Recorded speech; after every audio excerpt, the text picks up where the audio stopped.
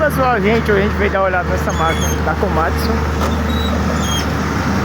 Olha aí a bichona. Estamos aqui em cima da serra, viu? Em cima da serra mesmo. Essa máquina subiu para fazer essa obra, essa construção ali, ó. E tava muito tempo parado aqui, né? E acabou que botou para funcionar. E vamos descer ela agora. Acompanha aí, pessoal.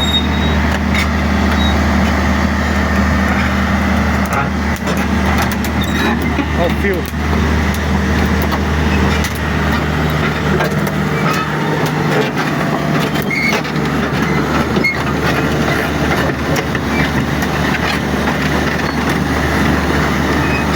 Vocês conhecem essa máquina? Deixem nos comentários se vocês conhecem ela.